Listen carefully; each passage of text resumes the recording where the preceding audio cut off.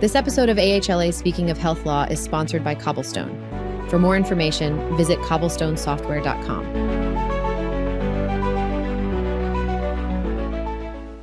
Hello, everybody. Thank you so much for joining our podcast today.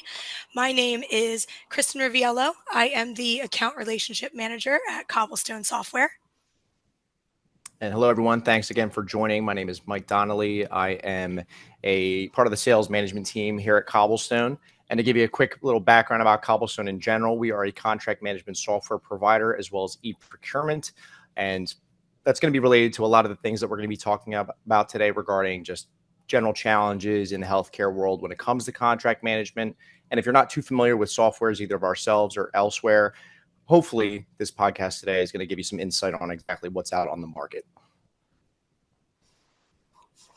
All right. So we thought to kick it off today before we jump into our podcast topic, which is really just going to be a general discussion around contract management in the healthcare space. We thought it might be a little fun to kind of break the ice a bit. So since we are in the heat of summer at the moment, we thought it might be nice to just kind of kick it off by talking about a favorite summer memory. So I guess, Mike, I'll throw it to you first. Do you have a favorite summer memory? Favorite summer memory? I mean, I would say, as a kid and now in my adulthood, I do often go down the shore. I go to the beach every summer. I used to go every summer. Now it's like sporadic.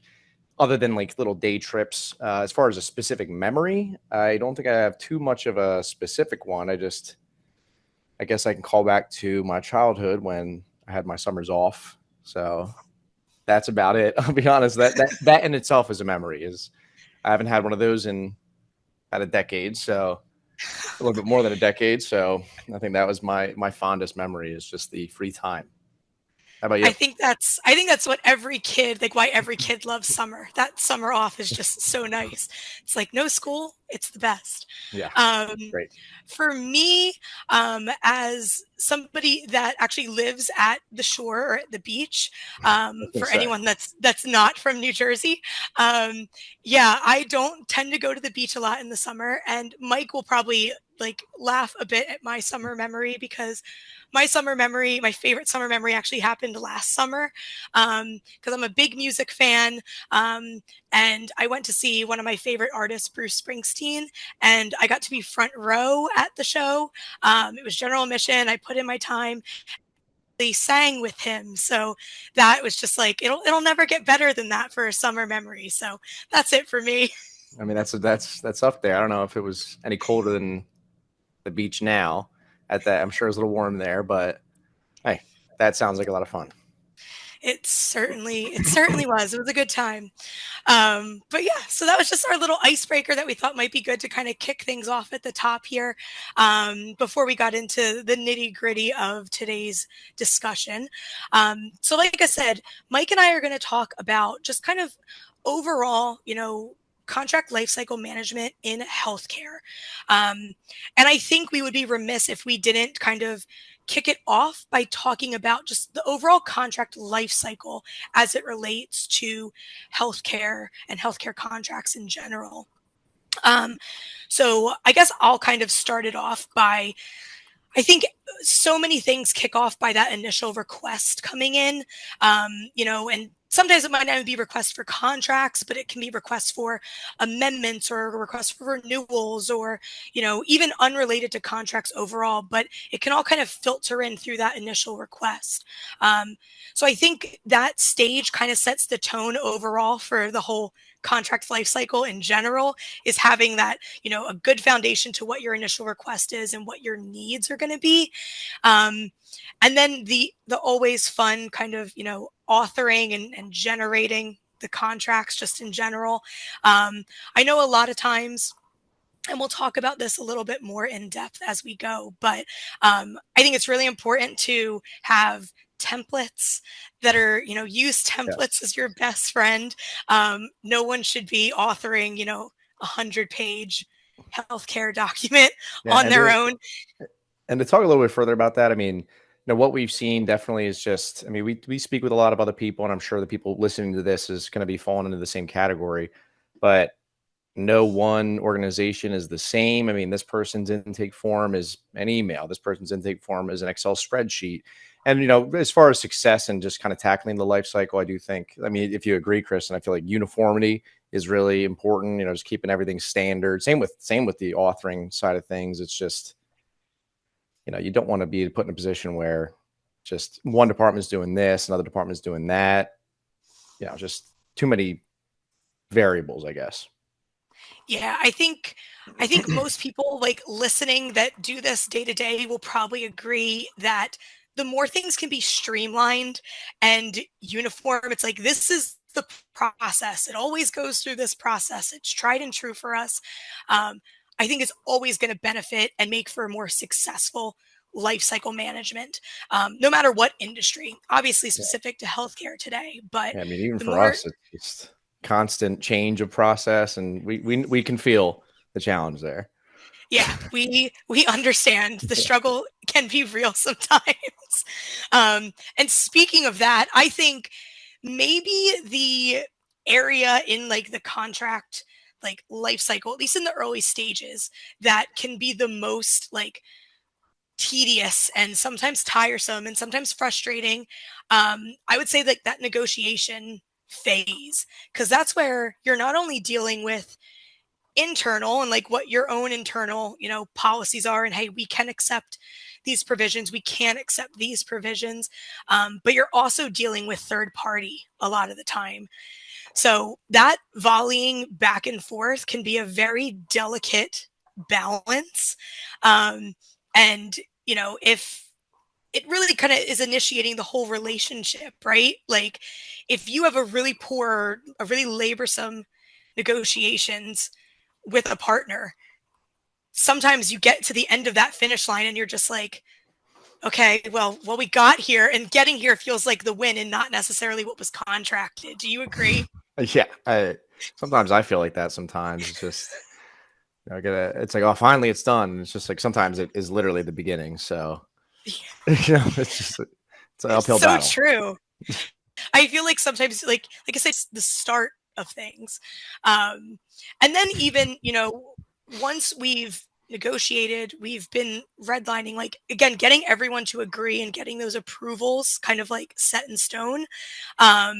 Sometimes that can take a long time, especially if you have like very what for just very nuanced processes overall.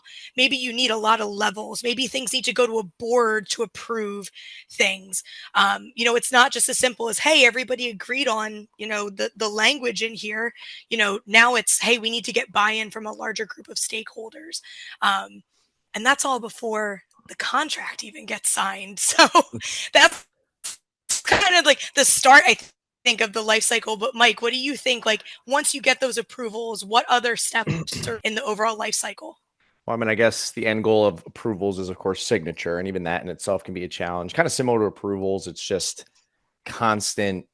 Who's got it right now? Where's it at? I don't know the status. I got to talk to this person who needs to talk to that person. It's just kind of, it can be kind of a little bit of a cluster. And, I mean, but obviously signatures is the end all be all, at least for the first stage, for the birth of a contract, if you will. But yeah, I mean, even signatures is a challenge because you're still having to chase down the same people. So anything that help kind of guide visibility on that. And again, automation standard. I mean, we're listening to a podcast. We're kind of in the, I mean, it's probably like 25, 2 years late to be saying, oh, we're in the new age, but it just, you hear people that are still getting their pen out, printing it out of document. And it's just like, I can't even imagine what life was like 30 years ago, let alone, 15 years ago with this kind of thing. So, people getting signatures now, I mean, I'm just saying, if you're not using something like an e-signature tool, there is something to improve on. And again, like even then, it's just not even the signature. And, you move on once it's signed. That's just the beginning of things. Now we got deliverables. Now we got obligations, and these things themselves are, I mean, it's just constant tracking this, that, and the other thing. I mean, I'm sure, Kristen, you can probably agree that it's just, it almost like, you strive for this standardness, you strive for the uniformity. And even then it's just like, once this thing's signed, it's still like a mixed bag. What's going to happen right afterwards, how it's going to be happening, how well it's going to be happening. Yeah. I don't It's know. true. And like, I feel like even if like, I feel like the perfect world is the uniformity, right? Everyone wishes that every contract could be exactly the same. You know, the obligations are exactly the same, you know, payment terms, like all this stuff is the same. But we all know that's not the reality. So I think tracking those obligations, I mean, that's keeping your contract in compliance, Right. right? Like if you're out of scope on something that, hey, we didn't deliver this, we weren't in compliance with this, I mean, that could lead to a really big bag of issues that I Right. don't think And anyone wants to deal with. yeah, and speaking about compliance, I mean, that in itself is a challenge. I mean, especially if you're calling in from an organization that has hundreds and hundreds or thousands and thousands of contracts, as Kristen just mentioned. I mean, this is all stemming from the approval, from the negotiation. Like one small change can mean a world of a difference for a contract. And Kristen and I see it every day. It's just, oh, all of a sudden we need to learn this whole new process. We need to take care of this whole new thing. And having something that really just helps out with just making sense of all of that is really the solution. It's just keeping everything in the same spot, making everything easy to understand, easy to access. Accessibility is always nice in a world where we're going digital. So, I mean, making sure that we're delivering things on time. If we're not getting things delivered to us on time, we want to make sure that we're getting compensated for that kind of thing. But again, it's just from one net 30, one net 45, that small difference could mean a breach of a contract. So it's tough, but even, complying with renewals. I mean, I'm sure you can imagine, like in my personal life, right? Like I have subscriptions to streaming services for music, for internet, and I don't use these things every day. I don't renew. I renew when I don't even know about it until I'm $150 in the hole, right? So I can't even, like, could you imagine just, I mean, again, I'm just a person, but I mean, I'm not a lawyer by any means, but I mean, basically, we can call like an organization, a company, a person with 80,000 Netflix subscriptions. How easy is that to forget? Like, so getting the I heads can up tell you on that. in my house right now, there's 3 Netflix subscriptions. So Right. like having something that's just like, sometimes it's like in my day-to-day life, I'm like, I need something that tells me, hey, this is coming up for renewal in this month. Oh, like you said, like your $150, Spotify or streaming service. It's like, I forgot about that. I forgot that it was this day. Like, and Right. that's like you said, that's just like in a personal life. So I would say probably a lot lower stakes, right? Like a streaming Yeah. service is lower stakes than like, hey, we need to, manage this like multi-million dollar contract. But yeah, renewals, it's big. It's important to be able to manage those items. Yeah. And I'm sure, I hope nobody listening to this has ever been hit with the auto renewal of $1 million where you could not afford that. I'm sure that was a really fun day to learn that. So being on top of that is also really important in general. It's very true. And you know what's funny? So, like, we talk about the life cycle, right? I kind of want to circle back, if you'll indulge me, um, to that negotiation phase, because, like I mentioned, like when it comes to negotiating, that is such a minefield, right? Like you're just trying to like make sure you're trying to Definitely. balance everything. Um, and we talked about uniformity, right? Talked about, things like templates and all that stuff. What sort of stuff do you think is really beneficial for organizations to make sure that they're focusing on to make that negotiation phase go as seamlessly as it possibly can? Right. I mean, I'm going to just call back to standardization. I think that is the name of the game, especially when it comes to internal agreements. It's just that's the only way to make sense of everything. If everything is kind of similar, at least to a degree, maybe not until red lines occur and negotiations occur, but having a common starting block is really the way to go. And I mean, there are tools out there that allow you to keep everything out there, keep everything in there, really, I should say, and keep that standardization. And I mean, really, it's just if you don't have that, no one's going to make sense of anything. I mean, even again, I don't want to keep bringing to my personal life, but like, I'm sure you too, Kristen, you have certain regiments where you follow, right? And it's just how I wake up and I make my coffee, right? It's just, that's just my standard. And I mean, I think we could treat contracts like that as well. It's just sticking to the regiment. That's what works. I go to the gym after work. I do this, that, and the other thing. And that's just how it works. And that's the way I stay sane. You know what I mean? Just keeping it on this regimen. I don't know if you feel the same way, but that's how I operate. No, it's true. And especially like the world we live in right now, there's so much coming at you all the time, right? It's like there's always, I feel like, an oversaturation. So if you have those, it's like, hey, this is tried and true. This always works. But I also think, like, I do want to kind of call out, because, I mean, Mike, you and I know we work with tons of clients that will say it to us, like, I'm going to level with you here. Our process ain't working. Like, we need to talk about like how we can make the process better. Like, right. What are like the best practices that you can tell us from like what you've seen, right? So I think it's important to just kind of mention on this podcast that obviously the uniformity and the regimen that you follow when it comes to contract management and like your procedures and processes, that's the ideal and it's great. But also you're not alone if you're listening to this podcast and you think, we've never had a uniform contract negotiation in the entire time that I've been with this organization, right? Like, right. I think at that point too, like, it's good to at least identify where the pitfalls are, so you can kind of point to it and say, okay, maybe if we did this moving forward, like, let's maybe just incorporate one new thing that might benefit the process overall. And taking those small wins, right, I think is also important. What are your thoughts on that? I mean, for some reason, I'm thinking about like food, how to make an analogy with food. Like, I go to a chain restaurant, right? There's an item on the menu that I love the most, right? That's my template, right? And then one day I don't feel like, maybe you go to order the same thing and you swap out ketchup for mustard, right? I mean, just having that swap in and out option is always good. And no one likes a restaurant where they say, oh, sorry, you can't do some substitutions. We kind of got to treat that the same way with our contracts, as silly as that sounds. It's just, not all of our provisions are going to be perfect. We have to understand exactly what, I'm going to keep using the food analogy, allergies are, what preferences are. And then we could just consider that as an organization, right? They don't like this certain provision and we have to accommodate. If we want, as a business owner or whoever, if we want to deliver this product, if we want to benefit from this product, we sometimes have to take sacrifices here and there.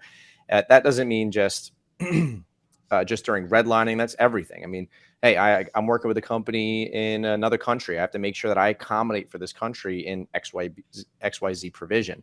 I have to just make sure that the amount of time that I'll be spending with this company is the right amount of time. I can't overpromise or under deliver or anything like that. I have to make sure that the template I'm given, the template I'm potentially tweaking a little bit, fits the bill. Really, I mean, I don't know. I feel like that's just crucial to a negotiation, is just making sure that your starting point's nice, but once they actually unveil what you got going for them, it also makes sense to them and to you. You're just setting an example of a good business relationship. I mean, I'm sure with the clients that you've worked with, Kristen, you have a different approach for every single client that you speak with, right? Yeah. They're like snowflakes. No two clients are the same. Right, and no two contracts are the same too. So, but very true. Yeah. So, I mean, eventually you have to come to you're at a crossroads. You have to, something's got to give. Basically, we have to combine the two. All right, what does this person want? What does this organization want? What do we want? What's our standard? And that's really what a negotiation is. It's kind of that mutual understanding of everything. And I mean, it's a critical step, making sure that everything melds together correctly. Nothing's over like bulldozing a certain clause, for example. And honestly, speaking of clauses, I mean, even that itself, I mean, I think these are the ingredients essentially that I'm talking about. And the clauses are just, they can be a mishmash. This clause for me is great for me, but it's horrible for this organization. I mean, we don't want to be too unmatched. But not only just being a match, being appropriate. It's just, again, that whole example of I'm working with a company out of the country. I have to make sure I have the right provisions in place for that. And I mean, there are tools out there, especially in healthcare. I mean, I see this all the time in healthcare when it comes to certain clauses need to be brought in based on the provider I'm working with. I need to bring in some addenda based on the provider, like what state that they're eligible to work in and all of that. And I've seen it. It's outrageous how much time is being spent just picking the template's brain and just, it's like a la carte. I'm picking this, I'm picking that. I mean, I don't know. It's just sometimes it amazes me how time consuming things can be, and just being able to have a tool that does a lot of the heavy lifting for you is super duper important. I mean, that's just all automatic, really. It's true. And like, I want to shout out like just, it's crazy if we don't have this, right? Clause libraries, like right. Something where this is where all of my clauses live. Like, this is where all of my, legal team who are, the ones that are working away on these contracts, like, these are the things that they've said, hey, these are terms that we've gone through, we've vetted, we think are maybe, obviously in our best interest, but also benefit the third parties we're going to be working with. It's so important to have a repository of those things. Because like you said, if you're going through and you are piecemealing everything one by one and you're changing stuff up every contract, that is just not the best use of time. And I mean, Mike, I know you will probably agree with this. Probably people listening will agree with this. There's not enough time in the day to just not have things made easier for us, where right. maybe we automatically include certain clauses and things. Like, anytime you can kind of cut a corner in a good way, not in like a bad way.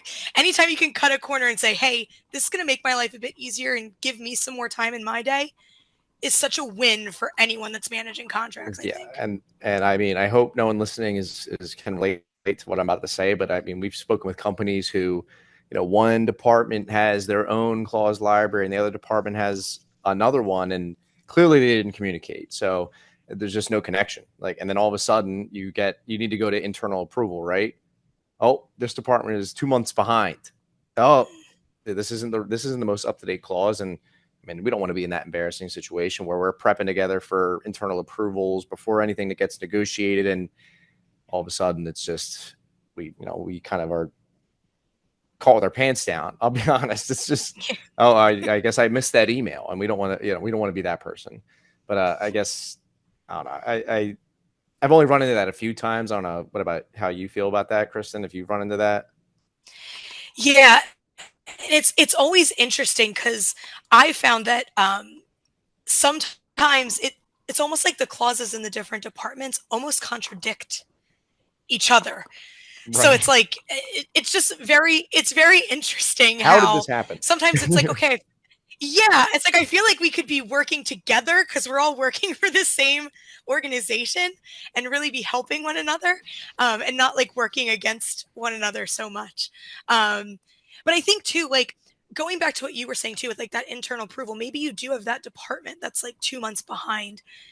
I think that's another thing. Like when you're moving into negotiation, I think that's where transparency and like visibility plays such a key role, because you might be working with an organization and they're like, no, we need something yesterday. Like whatever service we're signing a contract for, we needed that yesterday. So you kind of need to kind of gauge what's the timeline, what does our internal like bandwidth and workload look like, and how are we going to make sure that, again, this is successful? We kind of need to make sure that everyone's on the same page, which cross-departmentally, I mean, you know this, sometimes is really hard, but it's like we need to make it work.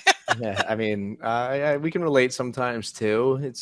I don't think it's ever going to be perfect in any organization, but we can only try, right? And I don't want to keep going back to standardization, but it's just so common, a challenge that we see in our day-to-day where This person has no idea what this other team member of this other department is up to, ever, really. And that just all stems down to it's not standardized, it is decentralized, and tools out there offer that. It's just a one-stop shop. And I love a one-stop shop. Everyone likes a convenience store, right? I mean, that's the whole point, is I don't got to go anywhere else. I'm going to one store. And I mean, just having that is just, it's super strong, really. It's just an asset to an organization, just to not, just make yourself not falling in hot water at any point during the negotiation.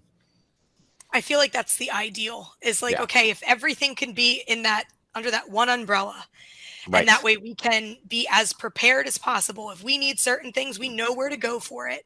If we need to reference back to previous terms, conditions, provisions, obligations that we've accepted, it's there for us. It's Yeah. easy to identify. It's easy to see. And something else that's really important in tools like CLM tools in general is, I know that people are probably thinking, who's listening, it's like, oh, well, everything can't be under one umbrella. I mean, this person's day-to-day is so much different than that person's day-to-day.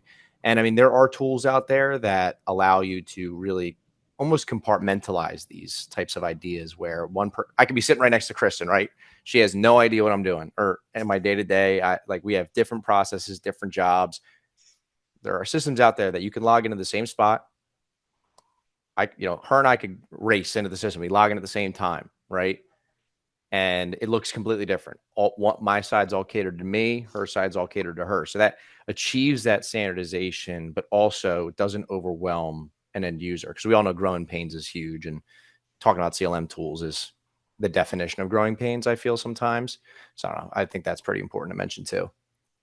Yeah, I agree. And even like kind of building off of that a bit, I know we're not going to dive too deep into this particular topic that I'm about to bring up, but I want to mention it because when we talk about that, having people cross, departments utilizing one software, I think when we talk about things like integration with other softwares, I also think that's huge too. Like, hey, maybe there's one department where they are never going to abandon this one tool that they always use. So, okay, how do we then work with that? Can it integrate with our system that we're working on day to day? Again, Mike and I are in the CLM space, so we see integrations coming up as a requirement so much more often. I mean, I don't know about you, Mike, but I feel like even since I kind of started in this world like 6 years ago, like as a daily conversation now that we're having with clients. Do you feel the same? I think it's growing. I think it's more and more common. I feel like people are, again, afraid to change. I mean, I think that's very normal just in general, like in personal and professional lives, afraid of changes.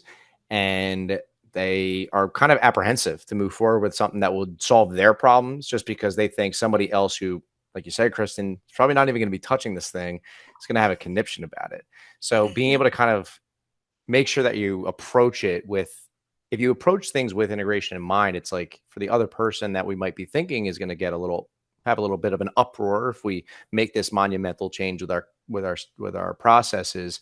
I think that, that gives them a little bit more peace of mind. You could just stick with your process. It's working for you. It's working great, but I need someone to help me out. And if we can have a little tie in, and, that way you can keep your peace of mind and I can revamp my processes, I think it's a win-win. I don't know about you. Yeah.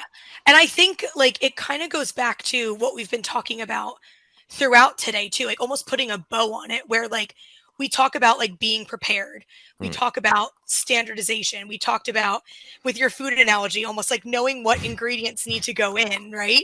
Like all that stuff is so important. Like before you even dive into these, negotiations or ready, like, hey, talking about that request where we kind of started off, like what stuff needs to be involved in this, like what we're requesting. If we're out there looking for software, what are the requirements? Like having that kind of, battened down is going to be so helpful. No matter, again, like what organization. We talked about every organization being different. I think that's probably a universal truth. The more prepared you are and know exactly what you need and kind of carve those items out prior to going into, initiating this whole contract life cycle that we're talking about, I think just benefits the organization overall, and you'll have a much more successful relationship with that vendor, that software, those services, like whatever it is that you're kind of contracting services for. Right. Um, And I mean, it's funny just because I know that I feel like we all can agree, we all have experience with a nightmare negotiation. And it's almost to this, it can be the point where it's just like, all right, we get it signed. It's like, geez, do I even want to work with these people anymore? Like, what is going on? But I mean, in general, like being prepared, like you're saying, it's just like be prepared for everything. I mean, mhm. people aren't just doing it to be annoying. People aren't doing it to be obnoxious and get under your skin. I mean, at the end of the day, the goal is a partnership, right? It's just, and you got to be prepared for anything that goes your way, whether it's about the specific product you're having in mind, about this, the certain like warranties or what have you, or just the your payment terms. You got to be prepared for really anything, and keep an open mind. Really, I don't know if you feel the same way, but I've been there. Yeah, I feel like if you go into a negotiation with like a closed mind or preconceived ideas, again, I feel like it just is setting you up for failure. Um, and it's funny too because I know we're kind of winding down towards the end of our discussion here, but I want to pivot a little bit, talking about being prepared for anything, right? Let's talk a little bit about AI. I feel like we have to, right? Like we Yeah, talk about it all day, every day. yeah, Talking about being prepared, I don't know about you. Sometimes when talking about AI, I feel like there's no way I can be prepared for how fast that sphere is moving. right. Like there's always stuff coming out day to day. Like, what are your thoughts on that? Like how to keep up with AI, how to utilize it, best practices, tips and Sure. tricks. Is it going to replace me? What's going on? Well, I hope it doesn't replace us, but I think that's a valid piece of intimidation, I guess, if I'm just being honest. But I mean, like you said, I mean, it is rapidly expanding. I mean, even just, I'm sure you and many people who are listening have seen an AI generated photo. And I mean, just a year ago, right? It looked like an abstract painting. Now it's like photorealistic, and that's only going to happen further with everything. But replacing, I don't know about replacing. And if I think it's safe to say that when it comes to and in the CLM space, especially, I think it'd be very foolish for a business owner or decision maker to just take whatever AI says as the word of law. And of course, that I don't care how many language modelers are going through this AI. They did not pass the bar. It is a chat bot on a screen. It's like Smarter Child back in the day, but Oh a little bit smarter than that. Throwback. Yeah, yeah, seriously. That was pretty impressive back then. I know it But what was. can it do? I mean, I think it can give you a different perspective, right? Like, especially like just you and I, Kristen, I'm sure, we've had conversations and about our company, right? And we could definitely dive into a little bit of an echo chamber a little bit. We're just talking about us. Oh, this is this, and we do this and we do this and we do that, right? So having this kind of, I think, more, it's almost like a non-biased perspective of things. It's just, let's just say, in a vacuum, Mhm. what does this mean to me? What does this mean to the company? What does this mean to the provider? Like, just having this vacuum kind of just shout from the ether can definitely give you some insight, just because, you probably never thought of it that way. And probably the provider that you're negotiating with probably never thought of it that way either. I mean, that's my biggest take. I mean, my biggest interpretation of how people are using it, especially in the world of law and just contracts in general. I mean, do you feel like you have different perspective or different take on it? No, I mean, I feel like I am aligned with you. Um, what I will say, and this is a term I've been hearing more and more frequently, is people using AI as like a sidekick, like a Right. little buddy that like goes to work with them and like helps them out in a time of need, right? Right. I think that's the And best way to use it. yeah, I think that's like the healthiest way to look at AI. Like it's there to assist you when needed. We've talked about clauses a bunch today, right? we've gone through 10 passes of this one clause and we cannot agree on it. Let me see what a chatbot would say. Let me see how AI would tweak this based on what, we've kind of gone back and forth with already. And utilizing that, like you said, as an unbiased, like, third party. And then if you choose, like, it might spit out the worst clause you've ever seen in your life. And you say, thanks, but no thanks. Right. But it could pull something out where, hey, like you said, we weren't thinking of it from that angle. Let's maybe, change this, update this, alter this. All right, let's send this out. It's just that healthy suggestion. Yeah, I think your thanks but no thanks comment really does resonate, just because you have to speak with a lot of people about this. I just feel like, as far as being prepared and just kind of understanding what's out there, I do think that's a very good point. Thanks but no thanks. The reason I'm saying that is just because a lot of people do. You got to get two ends of the spectrum, right? You have people who are afraid of the AI. That's understandable in a certain way. But you have some people who think they're going to click a button and then just be able to kick up their feet and go to the beach, and their job's going to be done for them. But I think the whole sidekick idea, and thanks but no thanks, it's really just another way to get an idea. But I'm just imagining someone who's the push into retirement, right? They've been doing this for 40 years, right? I know that this is the way to go with this clause. I mean, sometimes that's just going to fall flat on its face, right? It's just, I'm stuck in my ways. I know better. And I do think just even a mindset like that can benefit from this sidekick. Hey, just want to give you a little suggestion. That's all. Mm-hmm. It's true. And I mean, why not? Sometimes, like we talked about, there's not enough hours in the day. If AI can kind of help you and take some things off the plate that allow your brain to focus somewhere else for a couple seconds, those are all precious in, I would love to say, the 8-hour day that we all work, but I'm sure some people are listening to this and would laugh and say, I would love an 8-hour day, but, just have it there with you, to take when you need it, and like reach out to it when you need it. And if you don't, that's absolutely fine. Even things as, simple as even like extraction, like AI extracting data out, so you don't have to manually key in a bunch of data about a contract. Maybe the AI can do it for you. But yeah, like I said, I feel like this is just a rapidly growing world with AI. I mean, in 2 weeks, we might even be remiss even including this in this podcast, because in 2 weeks, there might be some revolutionary AI that's been introduced, and everything we just talked about is obsolete. I think it's an exciting place to be. Scary, yeah, for sure. But I think there's a lot of excitement in it. And I'm excited to see where AI goes and how we continue to improve it and make it work for us, at least in the kind of the contract management, life cycle of things. Definitely. I think, like Kristen said, it's rapid.